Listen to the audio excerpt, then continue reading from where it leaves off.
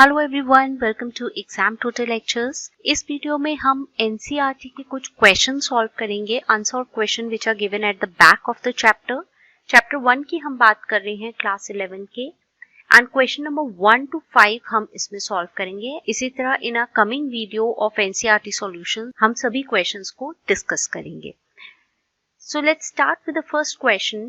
First question is calculate the molar mass of the following. जो substances हमें दिए गए हैं that is water, carbon dioxide and methane. यहाँ पे हमें calculate क्या करना है? molar mass, not की molecular mass. So it is molar mass here. यहाँ पे confusion हो जाता है, students इसे molecular mass समझ लेते हैं और units में confuse हो जाते हैं। ओके, सो याद रखना है आपको मोलर मास है ये, एंड मोलर मास के जो यूनिट होते हैं यानी कि जो आपका आंसर आना चाहिए, it should be in grams per मोल और you can say gram mole inverse. सो सबसे पहले हम वाटर की बात करते हैं। एक वाटर मॉलिक्यूल की अगर हम बात करें सो उसमें 2 हाइड्रोजन एटम्स होते हैं एंड 1 ऑक्सीजन एटम होता है। अगर हमें मॉलिक्यूलर मास कैलकुलेट करना होता तो इट्स सिंपल, क्या है, हम टोटल एटॉमिक मास हाइड्रोजन का लेते प्लस हम ऑक्सीजन का एटॉमिक मास ऐड करते, मॉलिक्यूलर मास हमें यू में यानी कि यूनिफाइड मास में मिलता। हमें यहाँ पे मोलर मास लेना है, सो दोनों का कैलकुलेशन सेम है, ठीक है। डिफरेंस क्या है, जब हम मोलर मास की बात कर रहे हैं तो we are talking in terms of moles. Okay, molecular mass में हम बात करते हैं मॉलिक्यूल की, in molar mass we are talking in terms of moles. So moles में क्या होगा, हम 1 मोल ऑफ वाटर का मोलर मास लेंगे। सो उसके लिए we write it as molar mass of water that is H2O is equal to 1 mole hydrogen atom का जो मास होगा इंटू 2, क्योंकि यहाँ पे हाइड्रोजन एटम्स है, hydrogen atom plus there is 1 oxygen atom.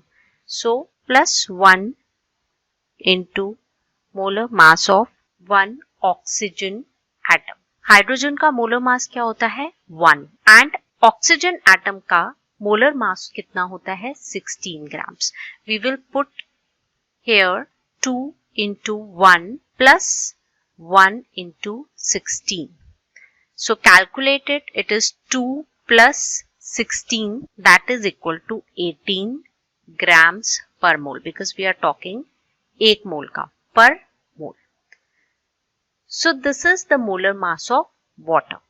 Similarly, we can calculate the molar mass of another substance, another molecule which is given, that is carbon dioxide.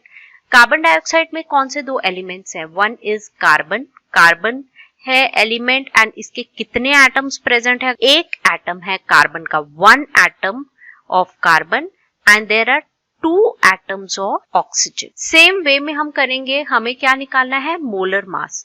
So molar mass of carbon dioxide क्या होगा, that will be 1 into molar mass of carbon atom plus यहाँ पे कितने oxygen atoms हैं, there are 2 oxygen atoms, so 2 into molar mass of oxygen atom. So same way carbon का molar mass कितना होता है, that is 12 plus oxygen atom का कितना होता है, that is 16। So that will be 12 plus 32 that is equal to 44 grams per mole, यानी कि 1 मोल कार्बन डाइऑक्साइड उसका कितना वेट होगा 44 ग्राम्स। अगर हम 1 मोल कार्बन डाइऑक्साइड का लेंगे 1 मोल यानी कि कार्बन डाइऑक्साइड मॉलिक्यूल्स कितने होंगे उसमें, एवोगेड्रोस नंबर, तो उनका वेट कितना होगा 44 ग्राम। तो next is methane. So now this is your homework, you can say calculated, बहुत सिंपल वे में है। कार्बन का आपको मोलर मास पता है, अब हाइड्रोजन का पता है, calculated and tell the answer in the comment section that what is the molar mass of methane. So the next question is question number 2, that is we have to calculate mass percent of different elements present in the sodium sulfate. Sodium sulfate का formula है Na2SO4. So हमें एक compound उसका मास percent निकालना है, तो सबसे पहले तो हम मास परसेंट का फॉर्मूला देख लेते हैं। कोई भी कंपाउंड दिया है उसमें डिफरेंट एलिमेंट्स होते हैं, आपको पर्टिकुलर एलिमेंट का मास परसेंट निकालना है। मास percent of an element, formula होता है मास of that element in 1 mole of compound. 1 mole of compound में जितना मास होता है उस एलिमेंट का डिवाइडेड बाय मोलर मास, जो कि अभी हमने लास्ट क्वेश्चन में मोलर मास निकाला था, molar mass of compound, compound का मोलर मास, और ये परसेंट है, परसेंटेज की फॉर्म में निकालना है, सो into 100। So this is the mass percent का फॉर्मूला। अब इसी फॉर्मूला में हम पुट करेंगे अपनी सब वैल्यूज को मोलर मास निकालना है कंपाउंड का, और कंपाउंड क्या है, that is sodium sulphate which is Na2SO4। इस कंपाउंड में आप देखेंगे 2 एटम्स हैं सोडियम के, 1 एटम है सल्फर का एंड 4 एटम्स हैं ऑक्सीजन के। सो 1 बाय 1 हम सभी एलिमेंट्स का मास परसेंट निकालेंगे, पहले सोडियम का, देन सल्फर का, देन ऑक्सीजन का। सो इसको निकालने के लिए जो वैल्यू सभी में यूज होगी that is the molar mass of compound. So सबसे पहले हमें मोलर मास निकालना पड़ेगा इस कंपाउंड का। तो मोलर मास हमें आता है, कैसे निकालना है, अभी हमने लास्ट क्वेश्चन में निकाला था। मोलर मास ऑफ Na2SO4 क्या होगा, that will be 2 into molar mass of sodium atom, ठीक है, बिकॉज 2 सोडियम एटम है, plus 1 into molar mass of sulphur atom, 1 why because 1 sulphur atom है, plus 4 into molar mass of oxygen atom. Same way we will put the molar mass. Molar mass is the atomic mass in grams में है, simple है। Sodium का कितना होता है, that is 23, is 23.0, तो हम 23 लिख रहे हैं, इट्स 23.0 प्लस 1 into सल्फर का होता है 32, हमने पूरा राउंड ऑफ कर लिया, otherwise it is 32.066, it is 32 plus 4 into 16 which is 16.00 into 16 grams. So अगर हम इसे कैलकुलेट करेंगे, this is 46 plus 32 plus 64. So the total is 142 grams per mole.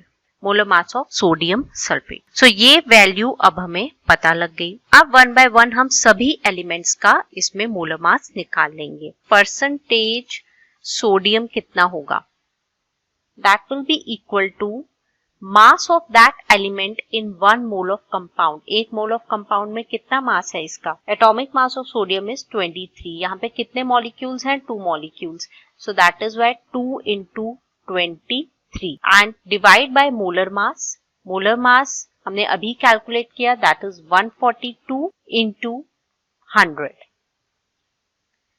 So what will be the percentage? It is 32.39%. दूसरे element को अगर हम देखें, that is the next element is sulfur. Percentage of sulfur का क्या हाल रहेगा, that is equal to sulphur का atomic mass होता है 32, सो एक ही सल्फर एटम है, 1 into 32 divided by 142 into 100, so that is equal to 22.54%. and last is percentage of oxygen, ठीक है, ऑक्सीजन मास परसेंट कितना होगा, यहाँ पे 4 एटम्स हैं ऑक्सीजन के, so 4 atoms is equal to 4 into 16 divided by 142 into 100, that is equal to, अगर हम इसे सॉल्व करेंगे, it is equal to 45.07%. सो ये परसेंटेज सभी मास परसेंट सभी एलिमेंट्स का आ गया एक कंपाउंड में। जब हम इसे टोटल करेंगे, जो टोटल आएगा वो 100% होगा, ठीक है। सो ये इस तरह से हम चेक कर सकते हैं अपने आंसर को। जो टोटल परसेंटेज का अगर आप करेंगे, percent of sodium and mass percent of sulphur and mass percent of oxygen, उनका टोटल 100% आएगा। So we have calculated mass percent of different elements which is present in sodium sulphate.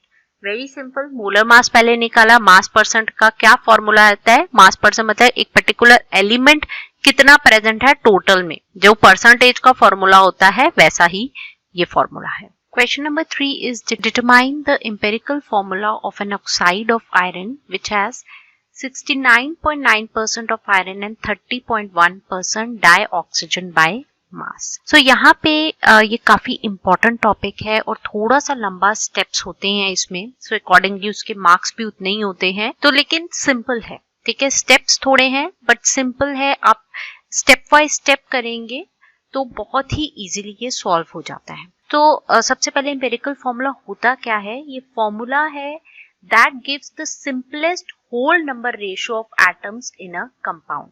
यानी जो compound की आप बात करते हो उसमें जो भी एलिमेंट्स प्रेजेंट है यानी जो भी एटम्स उसमें प्रेजेंट है उसका जो सिंपल रेशियो किस होल नंबर में है, यानी 1 पॉइंट डेसिमल्स में नहीं आता, आपको होल नंबर में उसका रेशियो देना होता है. कैसे होता है लेट्स सी. तो एक टेबल इस तरह से बना लो तो बहुत सिंपल रहता है, अदरवाइज वो लेंदी हो जाता है, थोड़ा कंफ्यूजन हो जाता है करने में. सो इस तरह से सबसे पहले एक चार्ट बना लीजिए. सबसे पहले तो बहुत इंपॉर्टेंट है ऑब्वियसली एलिमेंट कौन कौन से हैं. यहाँ पे हम बात कर रहे हैं ऑक्साइड ऑफ आयरन की, ठीक है.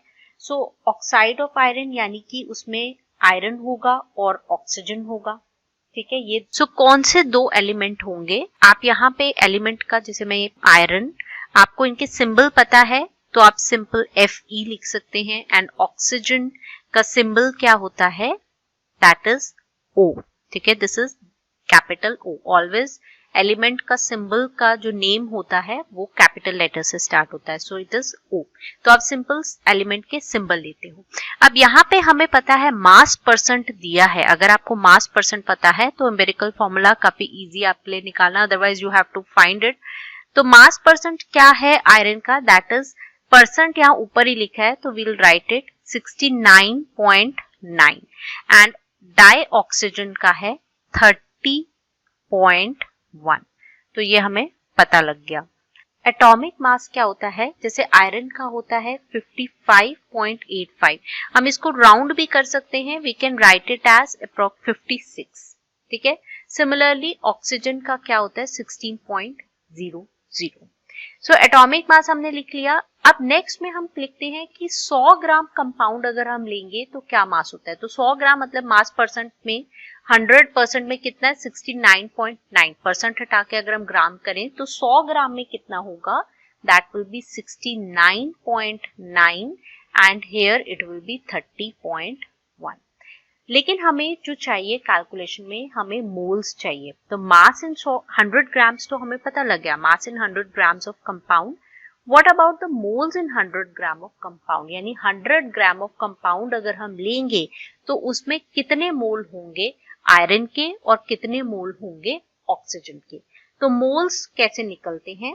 इस कॉलम में अगर आप ये ना लिखो तो you can also write it as relative moles. तो आयरन का relative mole in iron oxide कैसे निकालेंगे हम?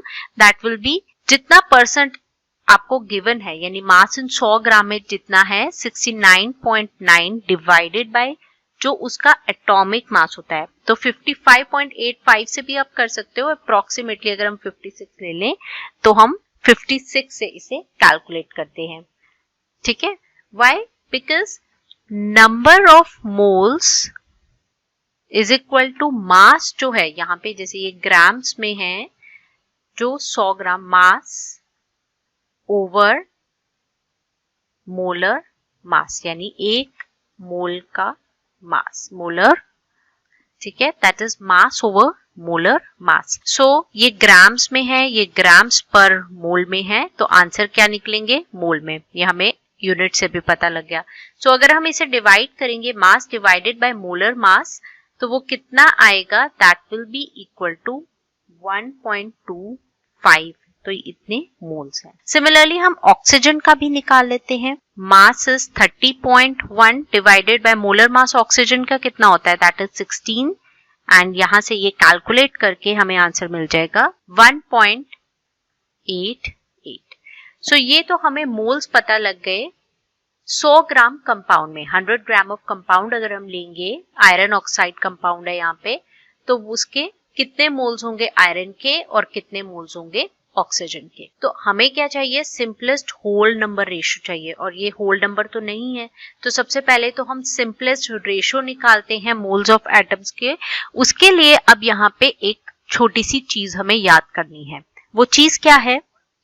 अब हमें क्या चाहिए, सिंपलेस्ट रेशियो निकालने के लिए हम इन दोनों नंबर में से छोटा नंबर सिलेक्ट करेंगे।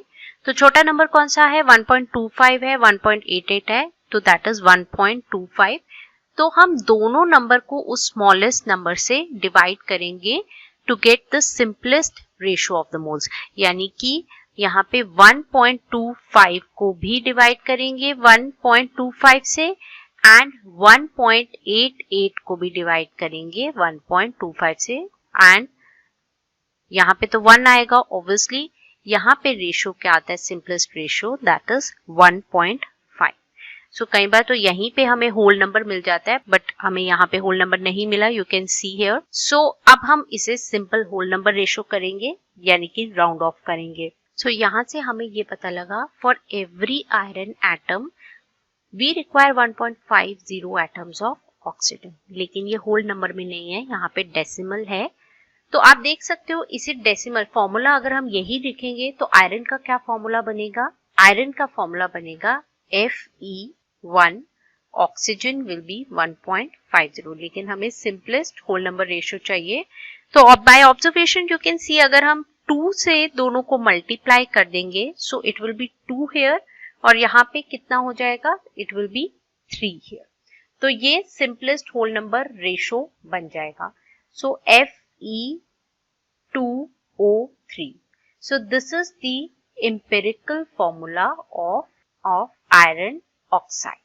ये स्टेप्स आपको याद रखने हैं, ठीक है? ये टेबल बना लीजिए तो आपको याद एकदम रहेगा। This was the third question. Let's discuss the fourth question.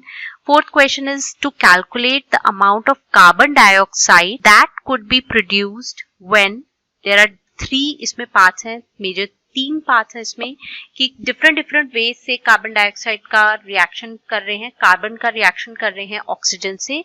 Number 1 में क्या हो रहा है कि 1 मोल कार्बन बर्न होता है एयर में, कि हमें कैलकुलेट करना है कार्बन डाइऑक्साइड कितना प्रोड्यूस होगा, ठीक है? सेकेंड में हम क्या कर रहे हैं, 1 मोल कार्बन ले रहे हैं, उसे बर्न कर रहे हैं 16 ग्राम ऑफ डाइऑक्सीजन में। तो यहाँ पे हम एयर की बात कर रहे हैं, हमें कोई मास नहीं दिया एयर का, ऑक्सीजन का कुछ नहीं दिया।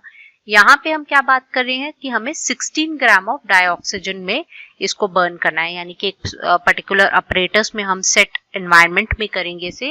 एंड थर्ड में हम 2 मोल्स, यहाँ पे कार्बन के मोल्स बदल देते हैं, ऑक्सीजन सेम रहता है, 16 ग्राम में बर्न करेंगे। So let's solve the first. सबसे पहले हमें कैलकुलेट क्या करना है, हमें कैलकुलेट करना है अमाउंट ऑफ CO2, ठीक है, जो प्रोड्यूस होगी, यानी प्रोडक्ट में CO2 होगी।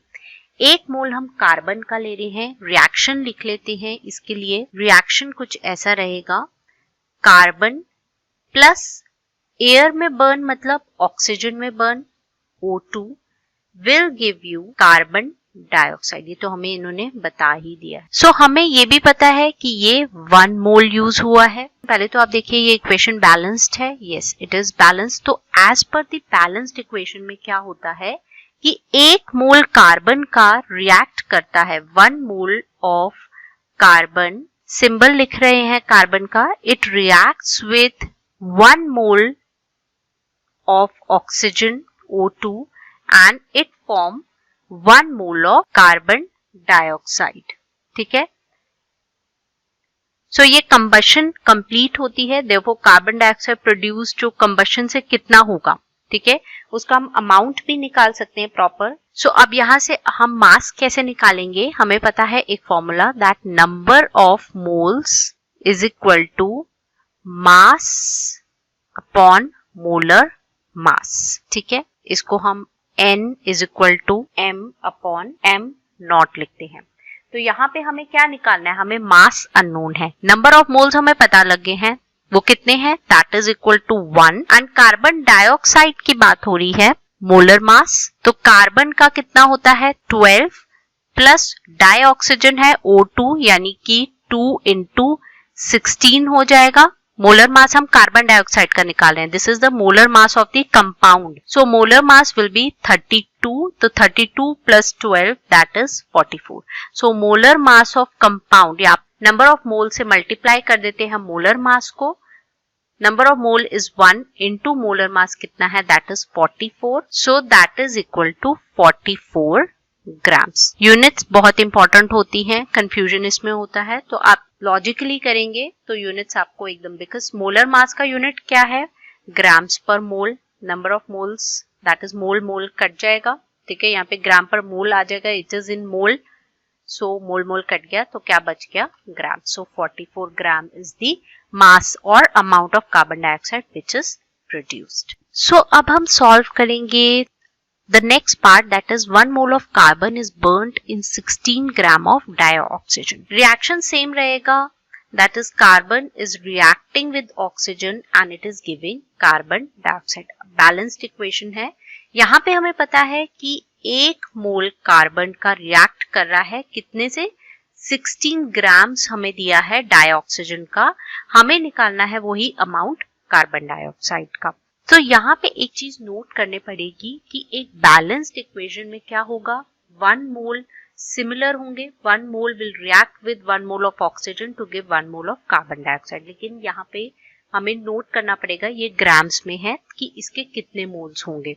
देखना पड़ेगा कि कोई लिमिटिंग रिएजेंट तो नहीं है यहाँ पे. तो उसके लिए हम ऑक्सीजन का जो मास दिया है उसको हम मोल्स में कन्वर्ट करेंगे. फॉर्मूला हमारे पास यही है, that number of moles is equal to mass जो हमें दिया जाता है over molar mass. You can write it as small m and capital M naught. So number of moles कैसे निकलेंगे, दैट विल बी 16. हमें मास गिवन है 16 divided by molar mass कितना होता है ऑक्सीजन का, दैट इज 32. तो कितने मोल्स आए, दैट इज 0.5 मोल. सो लेकिन एक बैलेंस्ड इक्वेशन में जैसे हमने बताया सेम होना चाहिए, 1 मोल शुड रिएक्ट विद 1 मोल. सो अगर हम फिक्स करें कार्बन का अमाउंट, यानी कि 1 mole is reacting with 0.5 mole of oxygen, अगर हम फिक्स करें कार्बन का, तो आप देखेंगे 1 मोल को रिएक्ट करना चाहिए बैलेंस्ड इक्वेशन में 1 मोल ऑफ ऑक्सीजन से, डाइऑक्सीजन से. लेकिन यहाँ पे तो 0.5 है, यानी ये कम है, ये लिमिटिंग रिएजेंट है यहाँ पे. सो लिमिटिंग रिएजेंट जो होता है उसके अकॉर्डिंग हम प्रोडक्ट फॉर्म होता है, बिकॉज जैसे यहाँ पे ऑक्सीजन कम है तो कार्बन ज्यादा रह जाएगा. सो अकॉर्डिंग टू ऑक्सीजन आपका प्रोडक्ट बनेगा.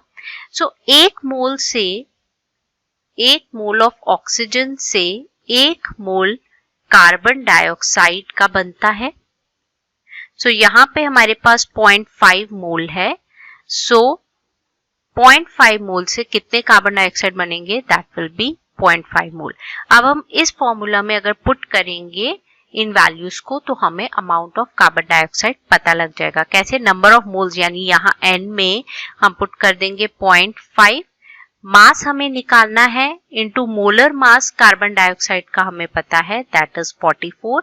0.5 इज 5/10. इसको हम डिवाइड करेंगे and that will come out 22 grams.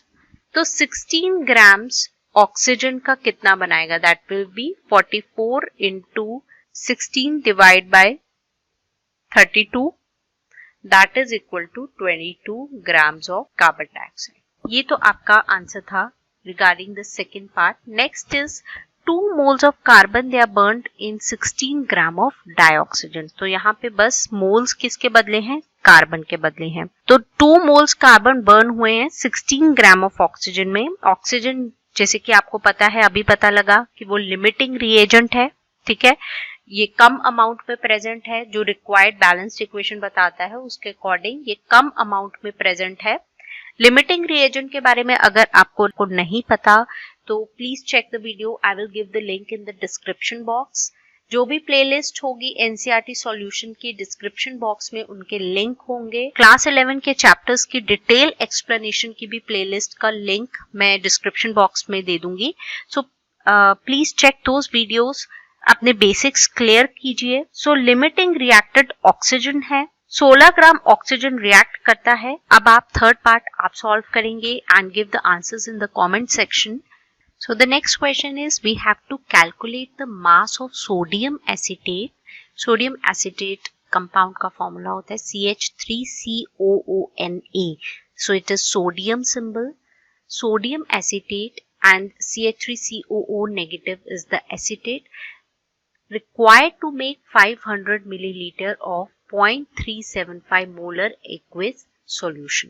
Molar mass हमें दिया है सोडियम एसिटेट का, दैट इज 82.0245 ग्राम्स पर मोल। सो कोई भी आपको न्यूमेरिकल दिया है सॉल्व करने के लिए तो जस्ट डोंट गेट कंफ्यूज्ड कि क्या होगा। सबसे पहले तो जो गिवन क्वांटिटीज होती है हम उसे नोट कर लेना चाहिए। तो सबसे पहले हम ये देखते हैं कि हमें निकालना क्या है। उन्होंने कहा है calculate the mass of sodium acetate.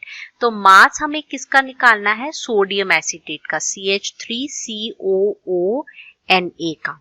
ठीक है, we know it, we don't know it, तो we have to calculate it. अब हमें क्या क्या पता है? हमें ये पता है कि रिक्वायर्ड टू मेक 500 मिलीलीटर है।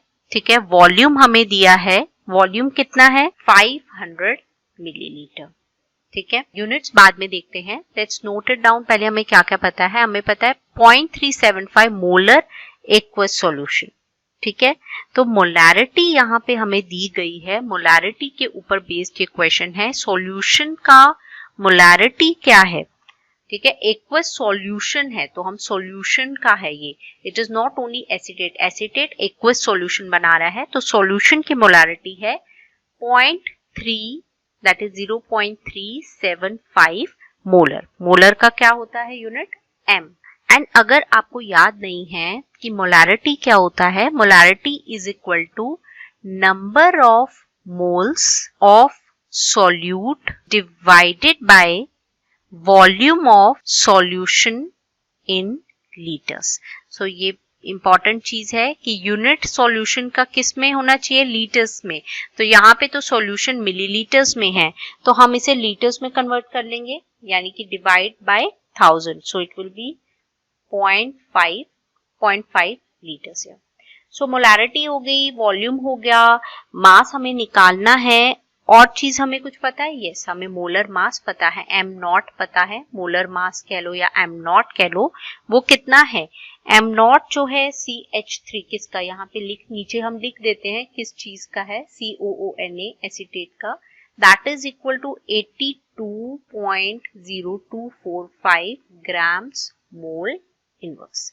ठीक है, ये यूनिट्स इंपॉर्टेंट होते हैं, हमेशा यूनिट्स जरूर लिखने चाहिए। कुछ फॉर्मूलाज हमें पता होने चाहिए जो हम यूज करते हैं, जैसे कि नंबर ऑफ मोल्स अभी हमें पता लगा, दैट नंबर ऑफ मोल्स कितना होता है, दैट इज इक्वल टू, ये तो हम यूज करके आए हैं, मास ओवर m नॉट। ठीक है, that is the mass over molar मास। और हम अगर हमें एटम्स पता है, नंबर ऑफ एटम्स, उसे हम एवोगैड्रोस नंबर्स पे डिवाइड कर दें n ओवर Na, तो भी हमें नंबर ऑफ मोल्स पता लग जाते हैं।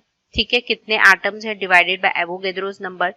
और हमें ये भी पता लग जाता है, नंबर ऑफ मोल्स निकालने का एक और फॉर्मूला होता है मोलैरिटी से लेके, that is m into volume, that is molarity into volume, mv। यहाँ पे ये नोट करिए, इंपॉर्टेंट है कि इट इज इन लीटर्स, जो हमें पता लगा। ठीक है, यहाँ पे n क्या है, that is the number of moles. m क्या है, स्मॉल m, जो हमें सैंपल दिया गया है उसका मास क्या है।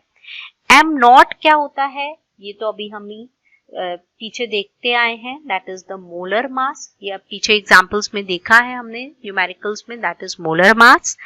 एंड n क्या है, जो पार्टिकल्स यानी कि मॉलिक्यूल्स, एटम्स हैं या आयंस हैं, जो भी पार्टिकल्स हैं उनका नंबर क्या है। ठीक है, and Na that is the Avogadro's number. m क्या होता है, that is molarity, and v is the volume, and ये volume of solution in litres में हम बात करते। सो अब हमें क्या चाहिए, m, हमें तो मेन हमें मास चाहिए। तो अब कौन कौन से फॉर्मूलाज हम यूज कर सकते हैं? हमारे पास वॉल्यूम है, हमारे पास मोलैरिटी हमें पता है, ये पता है, ये पता है एंड हमें m नॉट पता है, तो यानी कि कौन कौन से यूज कर सकते हैं, एक ये फॉर्मूला यूज कर सकते हैं और एक ये फॉर्मूला यूज कर सकते हैं। सो दोनों को हम लिख लेते हैं, m over m naught is equal to m v, यहाँ लीटर्स है तो हम VL लिख देते हैं। सो m हमें निकालना है, यानी कि m क्या हो जाएगा, m VL into m not, ठीक है। सो मोलैरिटी कितना दिया है, that is 0.375 and what is the volume, volume is given, हमने इसे लीटर्स में कन्वर्ट कर लिया था, that is 0.5 and m not यानी कि मोलर मास जो है दैट इज 82.0245। सो ये कैसे होगा, 0.375 इंटू, बहुत सिंपल है, 0.5 को सीधा आप हाफ कर दो, डिवाइड बाय 2 हो जाएगा, into 82.0245। Mass of CH3COONA that is sodium acetate is equal to 15.38 grams. Mass is given in grams. So this was the 5th question. So here we have solved 5 questions of NCERT book.